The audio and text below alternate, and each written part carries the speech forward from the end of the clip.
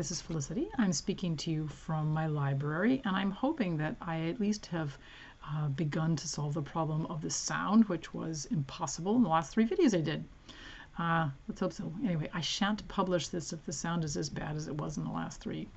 So I have today the beginning of my August of Adventures selections. Some of the ones that were actually from my list, and a couple more that I added because, hey, it's my August and my adventures. I'm going to go through them one by one just to mention them, and then I've got a little, I was having some fun with the whole idea of adventures. I recently finished a very important work by Joseph Campbell, The Hero with a Thousand Faces, and he does actually talk a lot about adventures, mythological adventures, human adventures, and The Hero with a Thousand Faces is us. So it was brought to my mind as I was reading these other books that are on my adventure list, that they all follow very much the same kind of pattern. You start off with something fairly mundane, maybe not, maybe a catastrophe, maybe not, and all of them, the hero or heroes or heroine, well, in this case they're all heroes because these were a while ago, they venture off into the unknown. They don't know what to expect. They don't know what they know what they hope is going to happen, but what actually does happen is an adventure, and sometimes it ends badly and sometimes it ends well. Most of the ones in print are adventures that have ended well, at least reasonably well. So I started off my August of Adventures with H. Rider Haggard's She. This is my first H. Rider Haggard. I don't know what I was expecting, something a little bit white man's burdenish. Definitely something cruder. I was very pleasantly surprised at how very readable this was. I got kind of a more than just a little bit of a hint of Tolkien, that epic style and the high adventure style of writing. It was actually a pleasure, and I kind of read through it pretty quickly and kind of couldn't stop. So I've marked one place in each of the 5 books that I've finished so far since the beginning of August that for me epitomize an adventure, which is that you are in a place with very unexpected scenery. The landscape is very different, either glorious or dangerous or ominous, much more so than one's normal, ordinary, everyday surroundings. So the part that I've marked, so in She, somebody actually might not have read this, so I'm not going to sort of like give it all away. But she is Aisha, or She Who Must Be Obeyed, and she is the queen of a very fairly intelligent but quite barbaric race, and she has been seeking for 2,000 years the replica of her mate that she killed in a moment of frenzy and jealousy. Right. Okay, so it's a story. So they have the hero, the narrator, has made his way with his young friend, who is the mate, which She Who Must Be Obeyed, Aisha, has been waiting all this time. And she is leading them to what she is hoping will be the semi-eternal life for her now newfound mate. "Come," said Aisha, after we had gazed and gazed, I knew not for how long, "and I will show you the stony flower of loveliness and wonder's very crown, if yet it stands to mock time with its beauty, and fill the heart of man with longing for that which is behind the veil."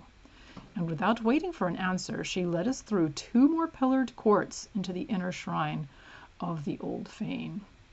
And there, in the center of the innermost court, that might have been some 50 yards square, or a little more, we stood face to face with what is perhaps the grandest allegorical work of art that the genius of her children has ever given to the world. For in the exact center of the court, placed upon a huge square slab of rock, was a huge round ball of dark stone, some 40 feet in diameter, and standing on the ball was a colossal winged figure of a beauty so entrancing and divine that when I first gazed upon it, illuminated and shadowed as it was by the soft light of the moon, my breath stood still, and for an instant my heart ceased its beating. The statue was hewn from marble so pure and white that even now, after all these ages, it shone as the moonbeams danced upon it, and its height was, I should say, a trifle under 20 feet. It was the winged figure of a woman of such marvelous loveliness and delicacy of form that the size seemed rather to add to than to detract from its so human and yet more spiritual beauty. She was bending forward and poising herself upon her half-spread wings, as though to preserve her balance as she went. Her arms were outstretched, like those of some woman about to embrace one she dearly loved, while her whole attitude gave an impression of the tenderest beseeching. Her perfect and most gracious form, and here came the extraordinary thing, the face, which was thinly veiled, so that we could only trace the marking of her features. All right, so that was she. The second one, this is one I just finished just now. This is Conan Doyle's The Lost World, a Professor Challenger story. And it is exactly the opposite of what one would expect from Sherlock Holmes, our old friend and favorite. Sherlock Holmes is cerebral, doesn't give way to emotion at all, very, very rarely, always thinking things through, always several steps ahead of the game. Professor Challenger is his exact opposite. Choleric, argumentative, violent, very, very smart, very intelligent, but very vainglorious and very full of himself. Pretty funny guy, though. So I picked a passage here which is just about in the middle. And this is where Professor Challenger and his colleague Professor Summerlee, with Lord John Roxton and, for my money, the hero, Malone, Edward Malone, have made their way to South America, and they're heading down the river towards the secret lost world of Professor Challenger. It was in the early forenoon of the next day that we made the great departure. Since dawn, Professor Challenger had been acutely uneasy, continually scanning each bank of the river. Suddenly he gave an exclamation of satisfaction and pointed to a single tree which projected at a peculiar angle over the side of the stream. "What do you make of that?" he asked. "It is surely an Assai palm," said Summerlee. "Exactly. It was an Assai palm which I took for my landmark. The secret opening is half a mile onwards upon the other side of the river. There is no break in the trees. That is the wonder and the mystery of it. There where you see light green rushes instead of dark green undergrowth, there between the great cotton woods that is my private gate into the unknown. Push through and you will understand." It was indeed a wonderful place. Having reached the spot marked by a line of light green rushes, we poled our 2 canoes through them for some hundreds of yards, and eventually emerged into a placid and shallow stream running clear and transparent over a sandy bottom. It may have been 20 yards across, and was banked in on each side by most luxuriant vegetation. No one who had not observed that for a short distance reeds had taken the place of shrubs could possibly have guessed the existence of such a stream, or dreamed of the fairyland beyond. All right, and This one wasn't in my original first pick list, but I'm sorry, The Hobbit. I did not choose the Lord of the Rings because it is the greatest of adventures, but it's very long, and I've read it actually fairly recently, and I thought I would read The Hobbit again. Haven't read it for a long time. Now, she and The Lost World were both brand new to me. I'd not read them at all before. So The Hobbit and the next two are definitely, The Hobbit very familiar, and the other two not so much, but definitely there that I've read before. So The Hobbit. So I chose a passage, again, to demonstrate the alien landscape. I chose a passage where Bilbo, he had rescued the dwarves by stuffing them in barrels and floated them out. They were supposed to be empty barrels, but of course they had dwarves in 13 of them, had floated them out and escaped from the king of the elves prison where he had been keeping them. And he's talking, so Bilbo gets his first glimpse of the land beyond Mirkwood.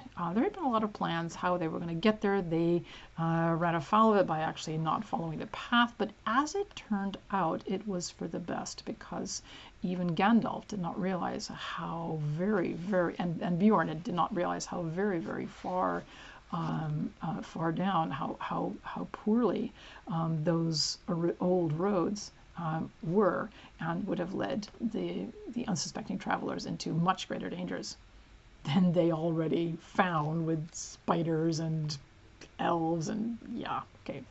Maybe you haven't read The Hobbit? Well, there you go. Those lands had changed much since the days when dwarves dwelt in the mountain, days which most people now remembered only as a very shadowy tradition. They had changed even in recent years, and since the last news that Gandalf had had of them, great floods and rains had swollen the waters that flowed east, and there had been an earthquake or two, which some were inclined to attribute to the dragon, alluding to him chiefly with a curse and an ominous nod in the direction of the mountain. The marshes and bogs had spread wider and wider on either side. Paths had vanished, and many a rider and wanderer too, if they had tried to find the lost ways across. The elf road through the wood, which the dwarves had followed on the advice of Bjorn, now came to a doubtful and little used end at the eastern side of the forest. Only the river offered any longer a safe way from the skirts of Mirkwood in the north to the mountain-shadowed plains beyond, and the river was guarded by the Wood Elves' king. So you see, Bilbo had come in the end by the only road that was any good. It might have been some comfort to Mr. Baggins, shivering on the barrels, if he had known that news of this had reached Gandalf far away and given him great anxiety, and that he was in fact finishing his other business, which does not come into this tale, and getting ready to come in search of Thorin's company. But Bilbo did not know it. All he knew was that the river seemed to go on and on and on forever, and he was hungry and had a nasty cold in the nose, and did not like the way the mountains seemed to frown at him and threaten him as it drew ever nearer. After a while, however, the river took a more southerly course, and the mountain receded again, and at last, late in the day, the shores grew rocky. The river gathered all its wandering waters together in a deep and rapid flood, and they swept along at great speed. The sun had set when, turning with another sweep towards the east, the forest river rushed into the long lake. There it had a wide mouth with stony cliff-like gates at either side, whose feet were piled with shingles. The long lake. Bilbo had never imagined that any water that was not the sea could look so big. It was so wide that the opposite shores looked small and far, but it was so long that its northerly end, which pointed towards the mountain, could not be seen at all. Only from the map did Bilbo know that away up there, where the stars of the Wain were already twinkling, the running river came down into the lake from Dale, and with the forest river filled with the deep waters, what must once have been a great deep rocky valley. At the southern end the doubled waters poured out again over high waterfalls and ran away hurriedly to unknown lands. In the still evening air the noise of the falls could be heard like a distant roar. All right. Now this was the first one that was up for August of Adventures, and that is Treasure Island. I think I started this one second. I've decided that 3 is a magic number. 3 books being read at the same time by me is about the optimum number. I'm usually reading a lot more, but 3 is a good number because I remember what's going on, and it gives me some variety because I like going from book to book. What can I say? Anyway, so Treasure Island, the passage that I picked there, it's chapter 14, and the ship, the Hispaniola, has just arrived at Treasure Island, and at this point the thunder clouds are starting to gather. The squire, the doctor, the captain, and Jim are now made aware of the treachery of Long John Silver and the other sailors that Long John Silver was responsible for hiring. That they are planning to find the map and do away with the heroes of the story. Well, for my money, there again, Jim is the hero of the story because it's his story. Anyhow, so back to my exotic places readings for today. Chapter 14 is titled "The First Blow." I was so pleased at having given the slip to Long John that I began to enjoy myself and look around me with some interest on the strange land that I was in. I had crossed a marshy tract full of willows, bulrushes, and odd outlandish swampy trees, and I now came out upon the skirts of an open piece of undulating sandy country, about a mile long, dotted with a few pines and a great number of contorted trees, not unlike the oak in growth, but pale in the foliage like willows. On the far side of the open stood one of the hills with 2 quaint, craggy peaks shining vividly in the sun. I now felt for the first time the joy of exploration. The isle was uninhabited. My shipmates I had left behind, and nothing lived in front of me but dumb brutes and fowls.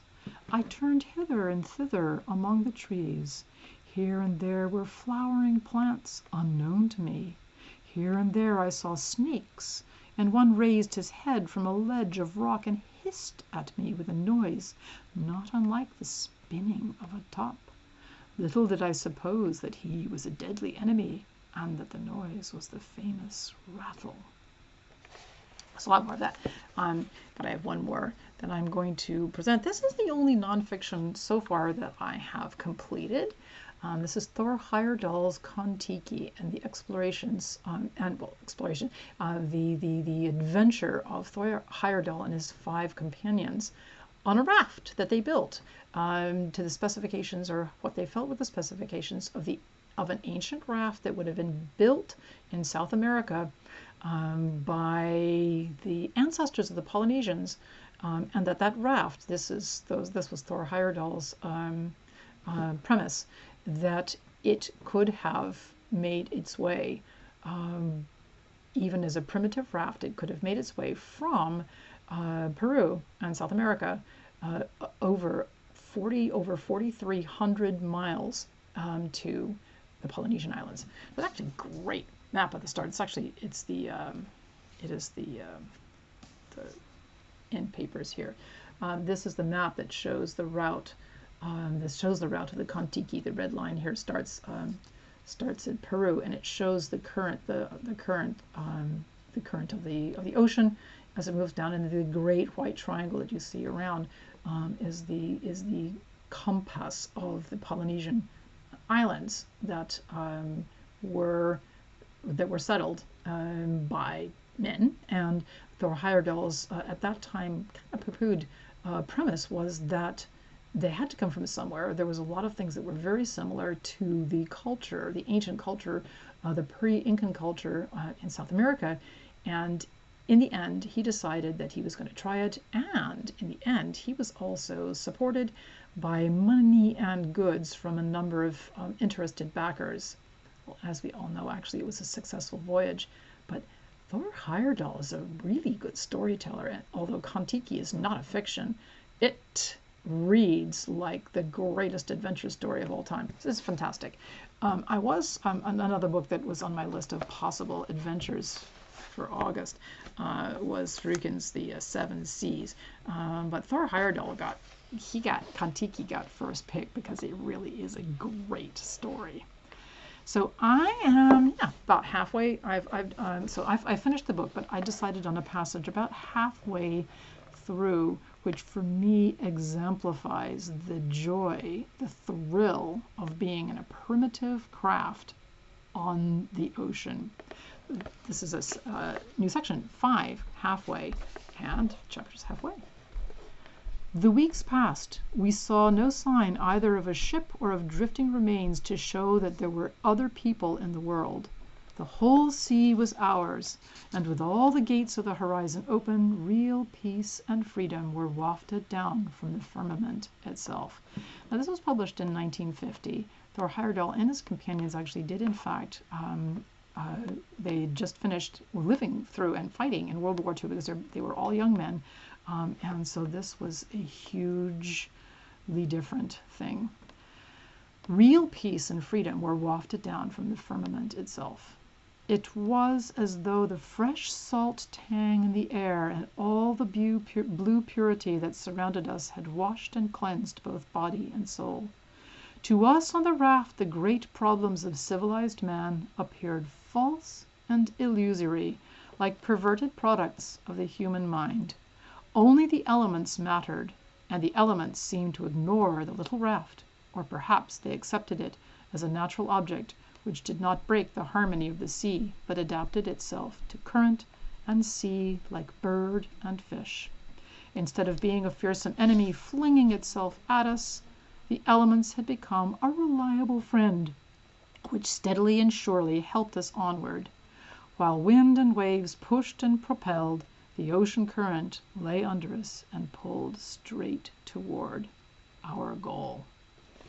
That one actually I had a lot of trouble putting down too, because the story raced away from the beginning. It was a great read, and I would recommend it to anybody who would like to have a genuine real world adventure story that keep you riveted like one of the fictions. So far those 5 are my finished books that for August. For August of Adventures. The one that was written the most recently was Kon-Tiki by Thor Heyerdahl. She was published in 1886. Treasure Island was published in 1897. The Hobbit was published in 1937. And Lost World was published in 1912. So these were all old guys. I kind of like the old guys. I think I have a couple of more contemporary ones that did not make the first cut. We shall see. I have a couple of other really interesting ones that I'm currently working my way through now. The next part of first pick was on the eaves of the world, which I am probably going to be talking about next, which was the journeys of Farer in China. And I hope that the sound is better on this. This is still not my permanent solution, but I'm hoping that at least my voice is more audible on this recording than it has been on the last few. And with that, I bid you good day and happy adventuring until the next time. Bye-bye for now.